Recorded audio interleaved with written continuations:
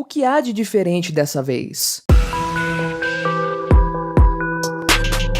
Este é o Visão Libertária, sua fonte de informações descentralizadas e distribuídas. Este artigo foi sugerido e escrito por Tio Boica, revisado por JJ Liber e narrado por mim, Quintessência. Sendo muito debatida nas redes sociais e fóruns da internet, a nova ordem mundial certamente é uma das mais famosas teorias da conspiração atualmente. Mesmo pessoas que usam a internet casualmente já devem ter lido ou visto alguém comentar sobre o globalismo, que seria uma seita secreta conspirando para subverter nações de todo o mundo em um novo governo de domínio global. Mas a verdade é que ordem mundial não é um termo puramente advindo de teorias da conspiração. Com o passar do tempo na história, nós já passamos por diferentes estruturas de poder, todas em ciclos, sempre com começo, meio e fim. E sempre que terminava uma ordem, logo começava outra. Um exemplo disso é que logo após a Segunda Guerra Mundial, que deixou destruídas as nações que antes eram as grandes potências que imperavam sobre o mundo, França, Alemanha, Itália, Japão e Reino Unido, o globo se reconfigurou em uma nova ordem, mas desta vez bipolar. Era o início da Guerra Fria, em que de um lado estava a União Soviética e do outro os Estados Unidos. A ordem mundial define a hierarquia e o equilíbrio internacional de poder entre os países dominantes, suas áreas de influência política, econômica, diplomática e cultural. Ela sempre esteve em mudança constante e muitas vezes estes ciclos de poder terminaram em grandes e terríveis guerras, pois como os pistoleiros costumam repetir em filmes clichês de cowboys do Velho Oeste, esta cidade é pequena demais para nós dois. Quando os estados ficam grandes demais e explorar a sua população já não é o suficiente, as elites políticas que os controlam passam a olhar ao redor e veem novas oportunidades para encher ainda mais os seus bolsos. Foi assim durante o período colonial, durante as guerras napoleônicas, durante a Primeira e a Segunda Guerras Mundiais e durante a Guerra Fria, que são apenas alguns poucos exemplos de como burocratas não pensam duas vezes na hora de colocar a vida de milhões de pessoas na frente de canhões e baionetas. Parando um pouco para pensar, se os políticos fossem obrigados a lutar nas guerras que criam, logo esses conflitos deixariam de existir. Como bem disse a música B.I.O.B. da banda System of a Down, por que os presidentes não lutam na guerra? Porque eles sempre enviam os pobres? Pois bem, em 1991, a União Soviética sucumbiu e se fragmentou. E então o mundo pôde ver as maravilhas do socialismo russo. As imagens da icônica queda do Muro de Berlim circulam até hoje, seja na internet, seja na memória de quem presenciou um dos momentos mais emblemáticos do fim do século XX. E com o seu desmoronamento rompeu-se também a ordem bipolar. Era o fim da Guerra Fria. Mais um ciclo terminava, e novamente em uma grande tragédia. Iniciava-se então a hegemonia absoluta dos Estados Unidos. A ordem mundial tinha mudado novamente, e outro ciclo tinha acabado de surgir. Um ciclo que perdurou até os dias atuais, e que nós estamos presenciando, pelo menos por enquanto. Essa nova fase pós-soviética, a partir de 1991, deixou os Estados Unidos e as grandes potências europeias sozinhos no mundo. Não havia mais uma grande oposição ao Ocidente. Começava a era das democracias, da liberdade, com muitas aspas, do repúdio à tirania, do capitalismo e do neoliberalismo. Eles disseram, mas quem estuda um pouco sabe que não foi bem assim. As ditaduras caíram, mas deram lugar a máfias que introduziram sistemas corruptos organizados. A tal liberdade não vale para criticar certas pessoas ou certos movimentos. Já o capitalismo neoliberal de livre mercado, de livre não tem nada, pois essas mesmas máfias construíram uma muralha burocrática que impede as pessoas comuns de fazerem negócios com agilidade, sem falar nos altos impostos. E tudo isso para proteger as empresas daqueles que os mantêm no poder, blindando-os assim de qualquer tipo de concorrência que possa surgir. Voltando ao assunto principal, nunca antes uma potência conseguiu projetar tanto poder no mundo como os Estados Unidos. E isso tudo se deve à grande globalização do século XXI. Com a crescente influência global sobre os demais países, agora que os soviéticos estavam fora do jogo, os Estados Unidos e o bloco europeu estavam com um caminho livre.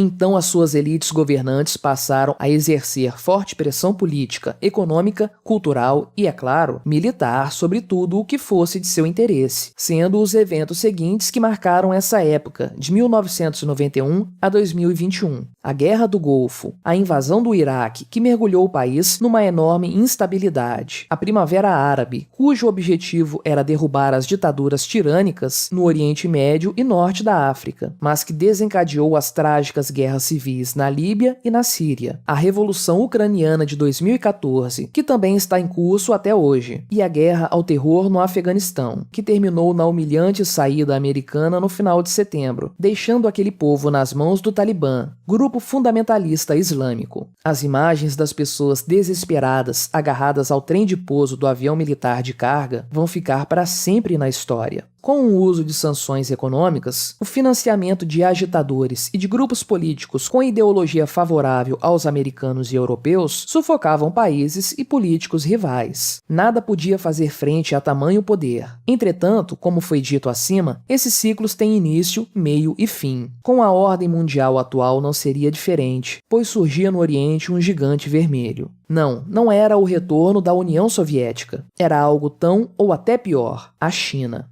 Para as sanções funcionarem, é necessário um amplo controle sobre o mercado internacional, pois senão o país-alvo vai simplesmente negociar com o vizinho. E foi justamente o que aconteceu quando a China anunciou um investimento de 400 bilhões de dólares no Irã em troca de petróleo no início de 2021. Desde as reformas que abriram o mercado chinês ao mundo, iniciadas por Deng Xiaoping, o país asiático viu taxas de crescimento anuais altíssimas. Tudo isso muito devido à abundante oferta de mão de obra barata, o que atraiu a atenção de empresas do mundo todo. Assim, o Oriente se tornou o grande eixo industrial global. Vietnã, Índia, Indonésia, Malásia e tantos outros seguiram o mesmo caminho. Países muito populosos e com uma grande parcela da população na extrema pobreza se tornaram o destino das linhas de produção dos mais variados produtos que encontramos no mercado hoje, desde produtos plásticos simples a sofisticadas peças de eletrônicos. Mas o que poderia dar errado? Quando as conversas com o Partido Comunista Chinês se iniciaram em 1971, na então gestão do presidente americano Richard Nixon, não se imaginava as consequências que esse movimento iria trazer no futuro. Era esperado que, ao ser exposto ao capitalismo, o comunismo chinês iria se dissolver. Mas isso nunca aconteceu. Sim, a China é atualmente a segunda maior economia do mundo, mas o PCC não demonstra que vai deixar o poder naquele país tão cedo. Muito pelo contrário, o que foi visto nos últimos anos foi a intensificação da repressão a qualquer oposição, com Xi Jinping mandando prender políticos e grandes empresários opositores, sendo o sumiço de Jack Ma, presidente executivo do Alibaba, o mais emblemático deles. Isso sem falar na violenta tomada de Hong Kong, que até então tinha certa independência, e nas ameaças de invadir Taiwan.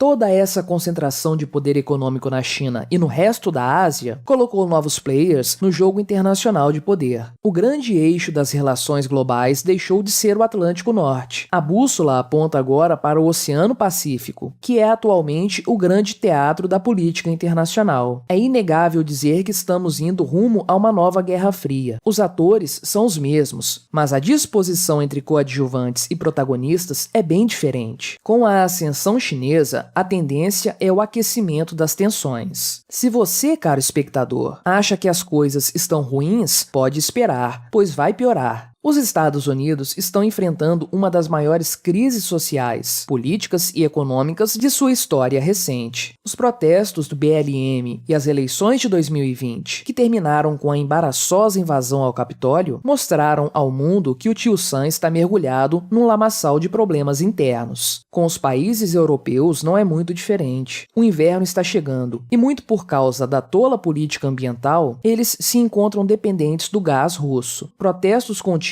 contra o passaporte da picadinha demonstram indignação da população quanto aos seus líderes. Pode-se somar ainda a crise imigratória de refugiados africanos e árabes que fogem dos conflitos causados pelos próprios europeus. Levando em conta todo esse cenário, é difícil imaginar que com a Agenda 2030 e o Grande Reset, as elites globais vão dominar o mundo. O globalismo do Jorginho Soros chegou sim muito perto de acontecer, pois desde o começo da década de 90 que os Estados Unidos e a União Europeia são as maiores potências na conjuntura internacional. Levando também em consideração que o quadro político destes países foi dominado por políticos progressistas de esquerda e de centro-esquerda, Obama era a estrelinha da grande mídia, Greta idem. O discurso ambientalista era difundido sem muita discordância, praticamente não havia oposição. Mas agora a situação é completamente diferente do que vimos no início do milênio. Se George Soros e seus amigos quiserem mesmo avançar com seu projeto de poder de ordem global, eles vão ter que primeiro pedir autorização para Vladimir Putin e Xi Jinping.